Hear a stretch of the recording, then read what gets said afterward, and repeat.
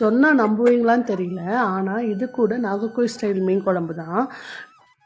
ஆனால் இதை வச்சு அன்னைக்கே சாப்பிட்றத விட அடுத்த நாள் சாப்பிட்டா தான் டேஸ்ட்டு இன்னும் சூப்பராக இருக்கும். அதை நான் எப்படி பண்ணேன்னு சொல்கிறேன். இதுக்கு தேவையான ஐட்டம் இது தான். இது என்னென்னு நான் செய்யும்போது சொல்கிறேன். இதுக்கு எண்ணெயெல்லாம் எதுவுமே தேவையில்லை. நான் இப்போ ஒரு சீனாச்சட்டியில் ஒரு தேங்காய் எடுத்திருக்கேன். ஒரு தேங்காயோட கொஞ்சம் கம்மியாக தான் எடுத்திருக்கேன்.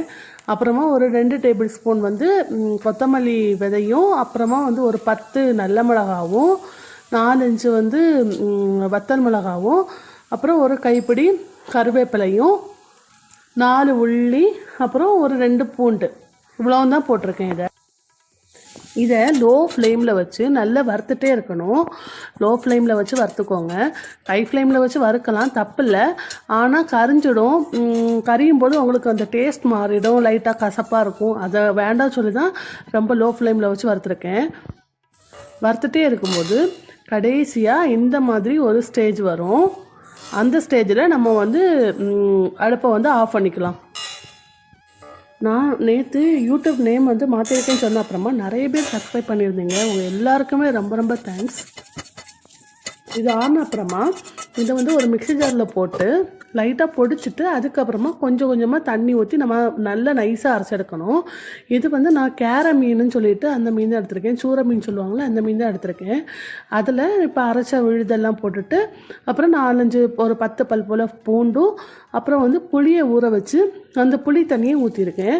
வேறு எதுவுமே சேர்க்கலை, இவ்வளோதான். அடுப்பை பற்ற வைக்க முன்னாடியே நம்ம உப்பும் போட்டு நல்லா கை வச்சு கலக்கிக்கலாம்.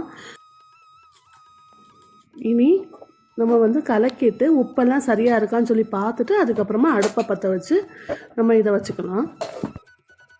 மூடி போட்டுட்டு ஒரு 5 நிமிஷம் நம்ம ஹை ஃப்ளேமில் வச்சுட்டு அப்புறமா ஒரு 20 to 25 மினிட்ஸ் நம்ம லோ ஃப்ளேமில் போட்டு இதை குக் பண்ணி எடுக்கலாம். நான் நடுராத்திரி ஒரு 12 மணிக்கு தான் சமைச்சேன். ஏன்னா தூக்கம் வரல, சரி சமைச்சு வச்சிடலாம் அப்படின்ட்டு சமைச்சேன். சமைச்சு வச்சுட்டு அடுத்த நாள் மத்தியானம் தான் யூஸ் பண்ணோம். இப்போ அவ்வளோதான். இப்போ பாருங்கள், நல்லா கொதிச்ச அப்புறமா அந்த எண்ணெய் அவ்வளோ பிரிஞ்சு வந்திருக்கு. இதுதான் பதம். இதுக்கப்புறமா நம்ம அப்படியே மூடி போட்டு ஆஃப் பண்ணிடலாம். திருப்பி அடுத்த நாள் மத்தியானம் எடுத்து ஒருக்கா கொதிக்க வச்சுக்கலாம். இதை ஒரு சொட்டு எண்ணெய் கூட சேர்க்காம எவ்வளோ எண்ணெய் பிரிஞ்சு வந்திருக்கு பாருங்கள். அவ்வளோதான். சமைச்சு பார்த்துட்டு எப்படி இருக்குன்னு கமெண்டில் சொல்லுங்கள். பிடிச்சிருந்தால் லைக் பண்ணுங்கள், மறக்காமல் சப்ஸ்கிரைப் பண்ணுங்கள். பாய்.